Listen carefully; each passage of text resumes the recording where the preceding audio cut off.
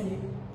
Dans cette vidéo, je vais essayer de vous montrer très rapidement toutes les choses qui me marquent ou qui me choquent, qui m'interrogent, je sais pas, qui me montrent une différence avec la France ou avec les pays européens. Donc on va commencer dans la salle de bain déjà.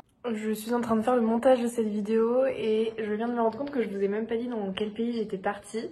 Donc je suis partie rejoindre ma sœur et sa meilleure pote qui sont parties faire un petit tour en Asie pendant 5 mois. Elles ont visité plusieurs pays et moi donc je les ai rejoints pendant 15 jours au Vietnam.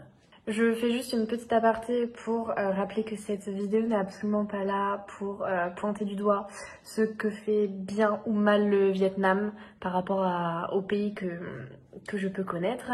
C'est vraiment juste pour montrer les trucs qui m'ont étonnée. Donc voilà, je vous laisse avec le début de cette vidéo finalement. Là, on est dans une salle de bain où tout est la douche en fait.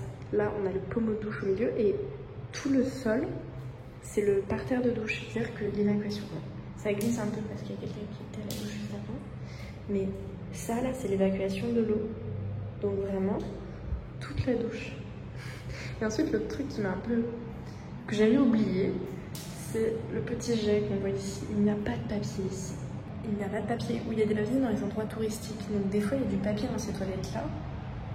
Là, on a du papier. Et c'est étonnant de ne pas s'essuyer. Voilà, c'est un réflexe qu'on a. J'ai vraiment peur de me casser la gueule par contre. C'est un réflexe qu'on a de vouloir s'essuyer. Donc là, de ne pas s'essuyer, de passer un coup de jet, c'est très étrange. Après, c'est pas dérangeant. Enfin, c'est bizarre de se rhabiller parce que du coup, moi au début, je me suis dit, mais je vais avoir les culottes trempées tout le temps, ça va être super chiant. Au final, vu qu'il fait chaud, ça sèche, donc non, c'est pas chiant. Mais voilà, on est sur les 2 premiers trucs que j'ai pu vous filmer, mais il y a déjà plein de choses. Je suis arrivée que hier soir, mais il y a déjà plein de choses qui m'ont marqué. Donc je vais essayer de vous montrer tout ça tout au long de cette vidéo. Bon, vous avez déjà remarqué qu'il y a la salle de bain, mais en vrai, le premier truc que j'ai remarqué en arrivant, c'est leur conduite. Et je vais vous laisser écouter.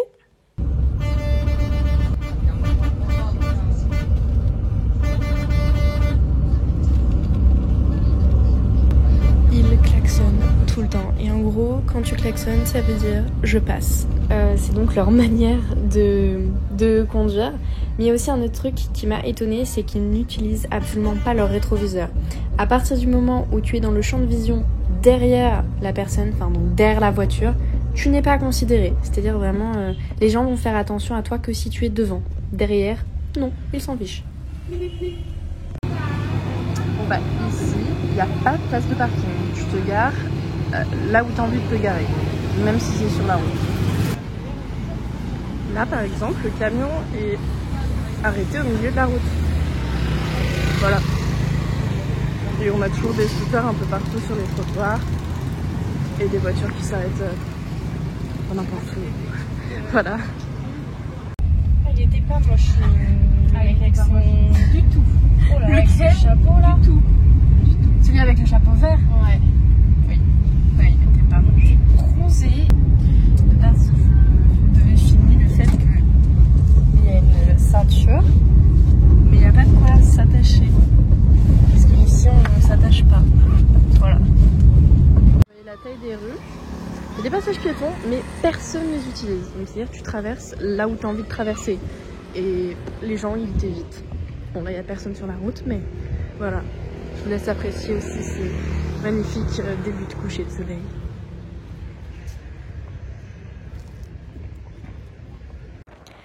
On continue sur le thème de la route. Les voitures, pour la plupart des gens, c'est beaucoup trop cher. Donc ils font tout à scooter.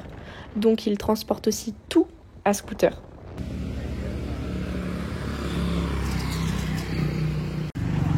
On change de sujet pour partir sur les animaux. Là-bas, le rapport aux animaux est complètement différent. Donc on voit très souvent des animaux en cage. Mais le truc qui m'a le plus marqué, c'est au niveau des chiens. Les chiens là-bas sont super craintifs parce qu'ils sont battus de manière générale.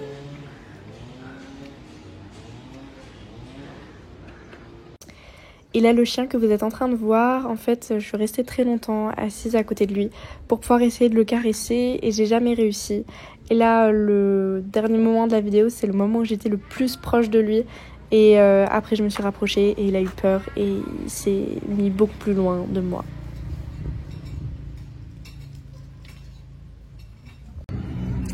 Ah oui, et autre point, je ne sais pas si je vais réussir à vous le filmer parce que ça se passe à chaque fois rapidement, mais en fait on est les premiers touristes qui revoient depuis à peu près 2 ans. En fait, c'est-à-dire que le Vietnam a rouvert ses portes il y a 15 jours, 3 semaines. Le 16 mars, je crois qu'il a réouvert. Et donc, tous les Vietnamiens qui nous voient, ils nous disent « Hello, hello ».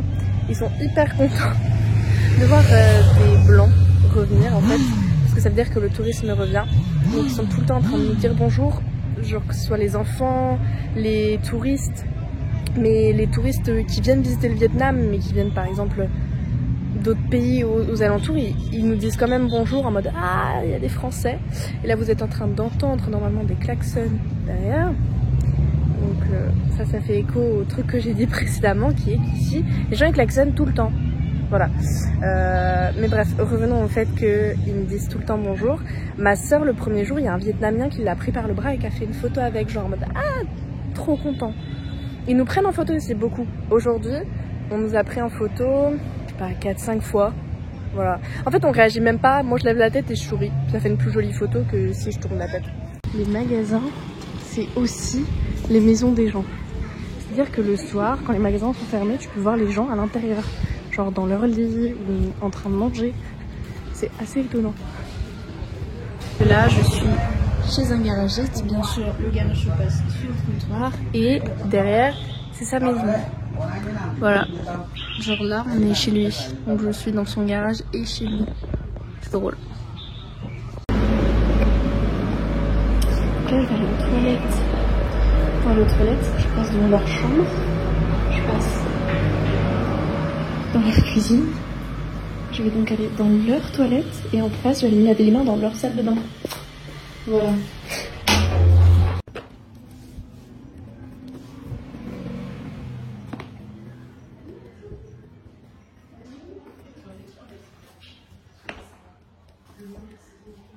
Bon, je pense que vous l'avez compris, mais ici, quand tu rentres quelque part, tu dois enlever tes chaussures. Ce qui n'est pas forcément méga pratique.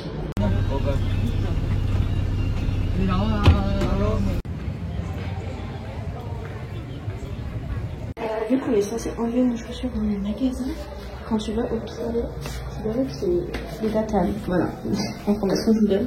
Et là, on est toujours dans leur salle de bain et leur toilette. Genre quand ils nous disent d'aller aux toilettes, on va chez eux avec les tatanes du coup. À mon arrivée au Vietnam, j'ai très vite compris que la communication allait être compliquée puisque là-bas ils parlent très très peu anglais. Le pays, comme je l'ai dit, a été fermé pendant 2 ans, donc ils n'ont pas pratiqué l'anglais et donc on utilise très souvent Google Traduction pour se faire comprendre ou on mime. Tu sais comment c'est vietnamien? Café Suada. Ah ouais, Texas Radar, ouais. Coffee. Suada. Suada. Milk. Voilà, je sais. Elle va faire. Qu'est-ce que tu vas avoir? Ah oui, c'est bon. Ah bah voilà quand tu veux. Yes. So, one and one. Texas Radar. Je te jure, je vais appeler les cafés comme ça maintenant. Café Suada, c'est vietnamien. Mais oui, de la prendre pour le dire.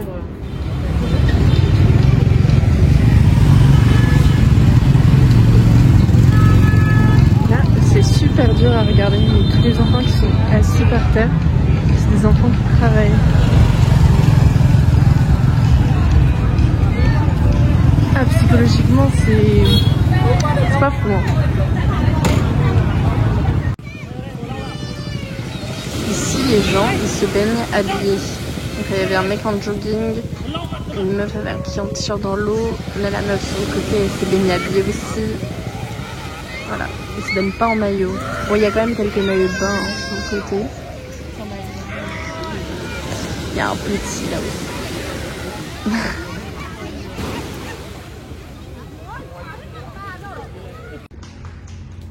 Le Vietnam, c'est des paysages de malade.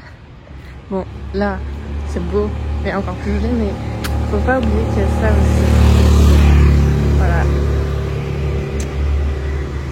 Et ça, c'est partout.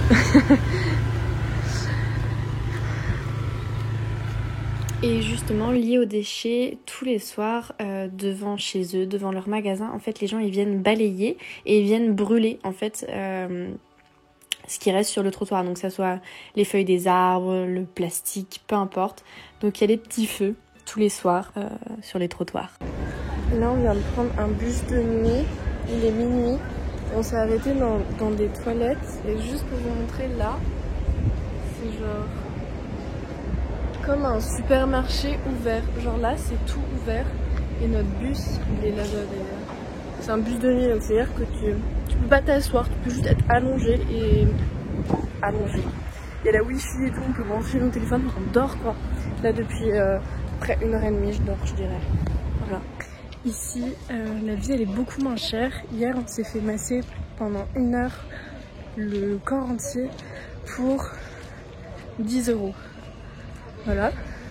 Et là, on va retirer de l'argent, mais on va aller acheter dans un petit magasin des trucs trop mignons. Je vous ferai une sorte de mini haul juste pour que vous voyez à peu près les prix et que je vous compare vite fait avec la France. Bon bah du coup c'est un petit hall où j'ai pas pu parler puisqu'en fait il y avait des gens qui dormaient dans les cabines qui étaient derrière moi. Donc là nous avons un petit bandeau tout mignon avec des petites fleurs, tout ça. Mère, vous le voyez à la caméra. Et vraiment on l'a payé genre 1,60 €. Pour le même prix, j'ai trouvé des cache-tétons. Mais le meilleur achat que j'ai fait là-bas, c'est quand même l'achat d'huiles essentielles. De toute manière, vous avez le prix devant vous. Je vais vous mettre le prix français juste à côté. La différence de prix, elle est folle. C'est pareil pour dans les restaurants, pour dans tout. Pour un plat qui en fait te cale, en général, tu payes 2, 3, 4 €. Après ça dépend dans quel magasin, enfin dans quel resto vous allez. Mais si vous prenez un resto typique, donc vraiment un vietnamien, vous avez les prix du Vietnam et pas les prix touristiques. En général un plat ça coûte 30 000 dong. Je vous mettrai à l'écran. 30 000 dong, ça équivaut à combien? C'est un peu plus d'1 €. C'est vraiment rien. Donc ici, on est vu et on est considéré un peu comme des riches. Les premiers jours, moi, ça m'a fait très bizarre. J'étais pas très à l'aise avec ça. Et en fait, on s'habitue. Et quand on va revenir en France et qu'on va revoir les prix classiques, ça va être différent. Ce qu'on retrouve aussi énormément au Vietnam, c'est les contrefaçons. Il y en a partout, tout le temps, dans n'importe quel magasin. Et on n'est même pas sûr que les Vietnamiens sachent des fois qu'ils portent de la contrefaçon. Tellement vraiment il y en a partout. Bon bah là par exemple on a une robe Chanel. Je suis pas sûre que ce soit une vraie robe Chanel. Bon, je fais la fin de cette vidéo en France. On est longtemps après le voyage quand je finis en fait le montage et donc que je clôture cette vidéo. Je pense qu'il s'est passé à peu près 1 mois, voire un peu plus. Mais voilà, j'espère que cette vidéo vous aura plu. Moi, ça m'a fait plaisir de la filmer. En tout cas, il y a encore plein de choses que j'avais filmées et que j'ai pas mis dans la vidéo. Il y a plein de choses que j'ai vues aussi là-bas que j'ai pas filmées. Mais voilà, j'avais envie de vous montrer 2-3 trucs qui, moi, m'avaient interpellée quand j'étais là-bas. Donc voilà, j'espère que cette vidéo vous aura plu. Et puis, bah, on se retrouve dans une prochaine vidéo.